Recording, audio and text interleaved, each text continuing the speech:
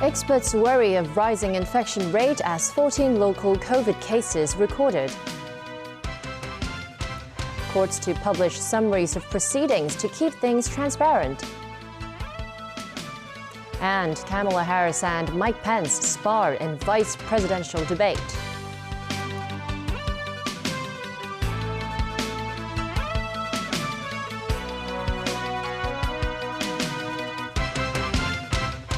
Good evening and welcome. A surge in locally acquired COVID-19 infections is causing new worries, with 14 cases reported today, while another 4 were imported. As Kenichi reports, authorities are expanding COVID screening and considering bringing back temporary testing centers.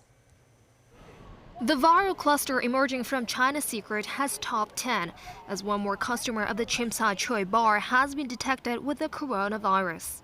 Having developed a fever on October 1st, he is among today's batch of 14 new patients to catch the disease locally. After visiting China's Secret on the 23rd of last month, he also visited another bar on Cameron Road on the 30th. A friend who accompanied him has also tested preliminary positive. Separately, 11 more cases have also arisen from a home for the disabled in Kwaichong. The facility has so far reported 12 COVID patients in total. The sole case with an unknown source of infection involves a 65-year-old man living in North Point. A health-conscious retiree, he pays regular visits to Fitness First gym centers in Wan Chai and Causeway Bay. Amid work to prevent a possible 4th wave of infections, authorities have been alerted of staycationers holding large gatherings and parties within hotel rooms. Law enforcement agency cannot every minute go into a place to watch over whether people are behaving. I would really appeal to the community that if each and every one of us can observe the basic rules. With hopes to break the transmission chain for good, the government has extended the hours for the distribution of specimen collection packs at 46 general outpatient clinics. In view of the recent surge in cases involving Thai nationals in the city, these kits are also being offered to the Thai expat community living in Kowloon City. Authorities also revealed plans to set up provisional testing centers in Kwaichong, Kowloon City, Chimsa Choi, and Wan Chai. Among the 4 imported cases, 2 are from India. The other 2 are arrivals from Russia and Tunisia via Turkey. Kana Chu, TVB News. More warnings today from health authorities and experts on a rebound of COVID-19 infections in the city.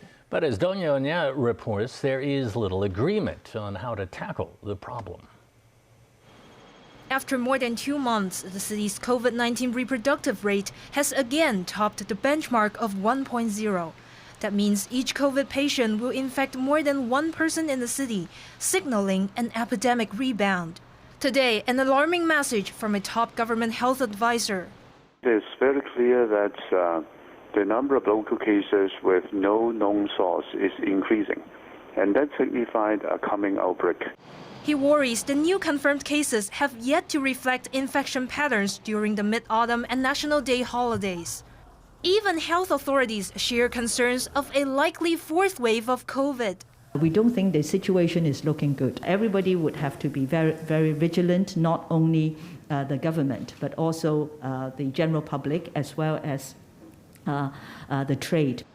Yun is urging the government to reimpose tightened antivirus curbs, especially for high-risk sectors.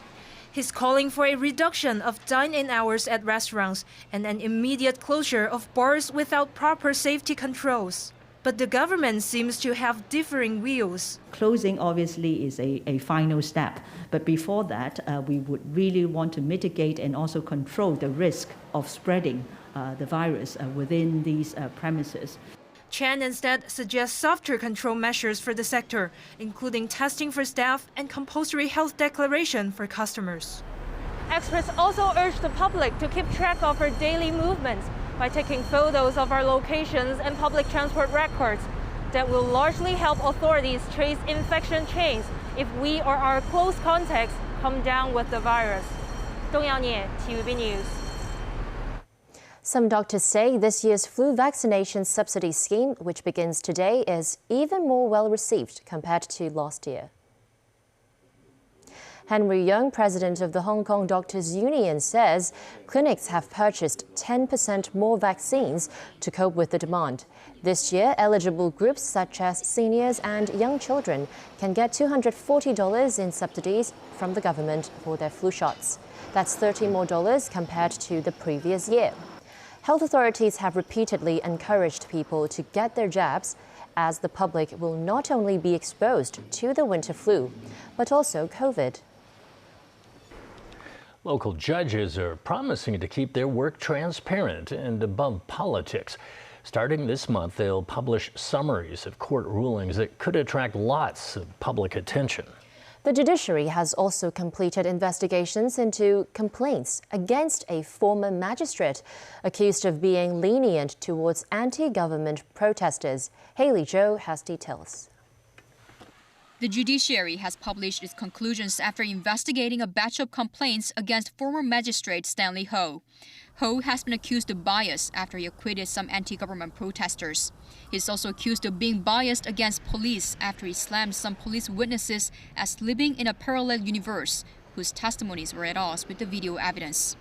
But the chief magistrate concluded Ho was entitled to pointing out discrepancies in testimonies and commenting on the credibility of the witnesses. And his findings were in line with the evidence.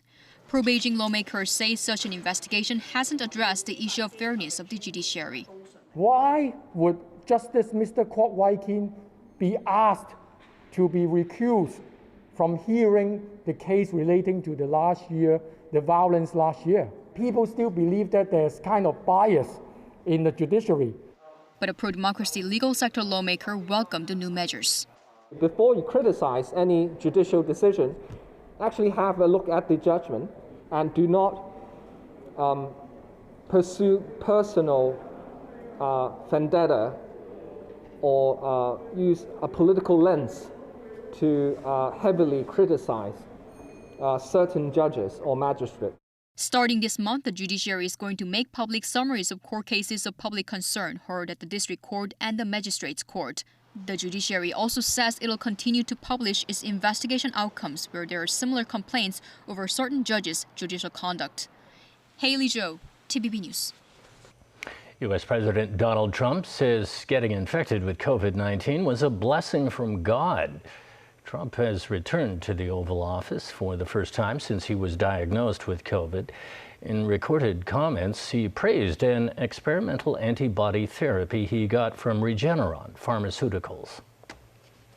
I want everybody to be given the same treatment as your president, because I feel great. I feel like perfect. I think this was a blessing from God that I caught it. This was a blessing in disguise. I caught it. I heard about this drug. I said, let me take it. It was my suggestion. I said, let me take it. And it was incredible the way it worked. Incredible. Trump said he is working on an emergency use authorization so other coronavirus patients will be able to get the same drug. He's been convalescing at the White House since he returned from a 3-night hospital stay on Monday. Trump is likely still contagious with the coronavirus, but his doctor says he continues to make progress and has been symptom-free for over 24 hours. Italy has made it mandatory for people to wear masks outside. This as the country suffers a spike in COVID infections. Those who break the new rule will be fined up to €1,000. The mandate was contained in a government decree extending the country's state of emergency until January 31st, 2021. Prime Minister Giuseppe Conte said the measures aim to stave off further closures and shutdowns amid a steady rise in COVID cases. 3,678 new infections and 31 deaths were reported in Italy Wednesday. This was the highest increase in new cases since the peak of the outbreak in April. Italy has over 36,000 confirmed COVID-19 deaths, the second highest number in Europe after Britain.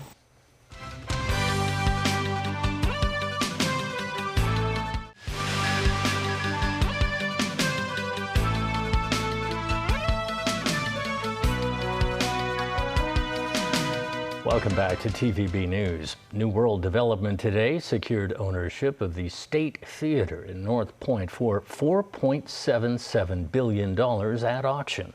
The property developer has vowed to preserve the historical features of the 68-year-old building. These flying arches on the rooftop of the State Theater aren't just one of a kind. They also represent the typical type of architecture which was common in the 1940s and 50s. Wendy Ng is an advisory board member for the revitalization project. She told us that the arches were actually functional in a sense that it's designed like a drawbridge with no pillars underneath that would block the views of the audience sitting inside the theater. Adrian Cheng, chairman of New World Development, noted the Grade 1 historical building bears huge cultural significance. He stressed that these arches will not be demolished, adding an experienced conservation team will rehabilitate the structures. The developer will also collect items related to the building for exhibition purposes in the future. With almost 70 years of history, State Theatre was formerly known as the Empire Theatre or Little Shanghai.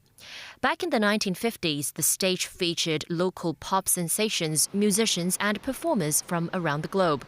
It turned into one of the earliest all-in-one leisure venues of its time after the car park was rebuilt into restaurants and retail stores. In 1959, the building was renamed the State Theatre. But the structure was also ruined in 1995 after a fire broke out and was shut down 2 years later. As time went by, the site was reconstructed into a billiard hall. The conservation project will turn the site into a performance venue in the hopes of reviving the days when renowned productions were showcased there. Health authorities are stepping up measures to tackle viral hepatitis infections in the city. One of the new initiatives includes the use of antiviral drugs to prevent mother-to-child transmission of hepatitis B. Pinky Wong reports. Health authorities today unveiled the Hong Kong Viral Hepatitis Action Plan for 2020 to 2024. Officials project that 7.2% of the population, around 540,000 people, are infected with the virus that causes hepatitis B, also known as HBV. A major route of transmission for HBV is from mother to child, which is one of the main focal points of the action plan. First of all is using antivirals for preventing the mother-to-child transmission of HBV and also the post-vaccination serologic testing that will be introduced with a view to realizing a HBV-free generation. So it is estimated that around 3,000 infants will require serology testing every year. The government also estimates that 0.3% of the population, or some 22,000 people, are infected with the hepatitis C virus, also known as HCV. HA has further expanded their drug formulary. And starting from October 10, all the patients with a chronic HCV infection will be eligible to effective, well-tolerated, and all oral DAA treatment with the further expansion of the HADF indications.